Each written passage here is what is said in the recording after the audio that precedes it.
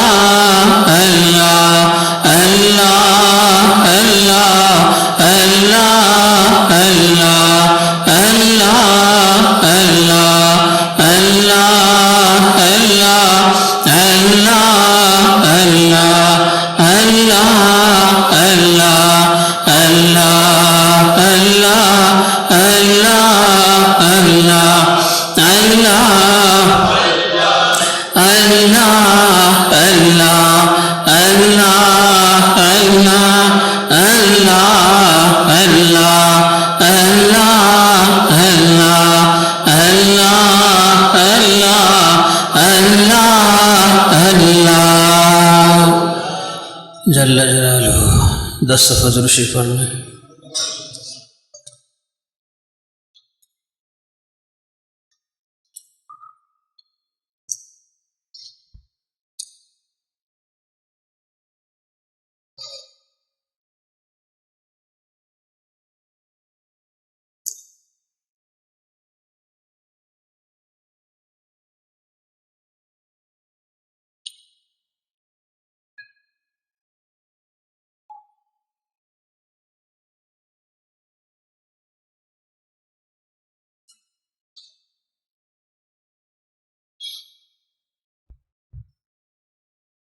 پانچ دفعہ استغفار پڑھ لیں۔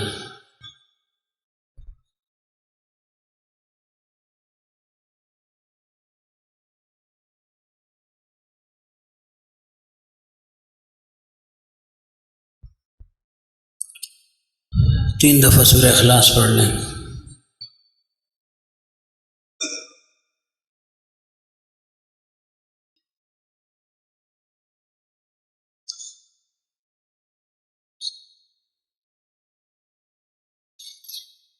اللهم صل على سيدنا ومولانا محمد النبي الأمي وعلى آله وسلم تسليما۔ الحمد لله رب العالمين والعاقبة للمتقين والصلاة والسلام على رسوله محمد وآله وأصحابه أجمعين۔ یا اللہ ہمارے اس بیٹھنے کو قبول فرما، جو سنا اللہ اس پر عمل کی توفیق عطا فرما۔ اپنے حبیب صلی اللہ علیہ وآلہ وسلم کی اللہ کامل اتباع ظاہراً باطناً ہم سب کو نصیب فرما۔ ہر سنت پر یا اللہ عمل کی توفیق عطا فرما۔ اپنا تعلق خاص، اپنی معرفت اور محبت یا اللہ ہم سب کو نصیب فرما۔ نفس امارہ اور شیطان مردود کے مقاصد سے، حاسدین سے، مفسدین سے، اشرار سے، شرور سے، فتن سے، مانعین سے، حاسدین سے اللہ ہم سب کی حفاظت فرما دے۔ اپنی حفاظت اور اپنے حصار میں اللہ ہم سب کو لے لے۔ یا اللہ اس کا ثواب ہمارے شیخ علی مقام کو پہنچا دے، درجات عالیہ نصیب فرما۔ قبر پر یا اللہ انوارات کی بارش نازل فرما۔ زمرہ اولیاء میں وہ مقام عطا فرما جو تیری شان کے ساتھ لائق ہے۔ اپنے حبیب صلی اللہ علیہ وسلم کی دائمی رفاقت اور صحبت نصیب فرما۔ ان کے فیضات سے ہم سب کو بہرمان فرما۔ ان کے فیضات دنیا میں عام اور دام فرما، دنیا کے کونے کونے تک پہنچا۔ ہم سب کو یا اللہ ذریعے کے طور پر استعمال فرما۔ یا اللہ جتنے بھی موجود ہیں یا اللہ یا غائب ہیں جس کے دل میں جو بھی جائز شرعی حاجت ہے اللہ غیب کے خزائن سے اس کو پورا فرما دے۔ یا اللہ جو پریشان حال ہیں ان کے پریشانیوں کو ختم فرما دے۔ جو مقروض ہیں اللہ قرض کی ادائی کی صورتیں پیدا فرما دے۔ یا اللہ جو بے اولاد ہیں ان کو نیک نرینہ صالح اولاد عطا فرما دے۔ جن کی اولاد نافرمان ہے یا اللہ ان کو فرما بردار بنا دے۔ جو رشتوں کی طلب میں سنت کے مطابق اچھے اچھے رشتے سب کو نصیب فرما دے۔ جو بے روزگار ہیں اللہ رزق حلال کے دروازے سب پر کھول دے۔ رزق حلال ہم سب کا وسیع فرما دے۔ وسعت اور فراخی نصیب فرما۔ فقر اور تنگ دستی سے اللہ ہم سب کو محفوظ فرما دے۔ جتنے بھی بیمار ہیں اس محفل میں، گھروں میں، اسپتالوں میں، جہاں کہیں بھی ہیں، سب کو صحت کاملہ عاجلہ دائمہ مستمر نصیب فرما۔ اس بیماری کی رحمت کی اللہ صحت کی رحمت میں بدل دے۔ جلد از جلد سب کو کامل اطمینان قلب اور سکون نصیب فرما۔ یا اللہ جتنے بھی ہمارے عزیز اقارب رشتہ دار دوست احباب پیر بھائی مسلمان دنیا سے جا چکے ہیں سب کی بھی اللہ بخشش فرما دے۔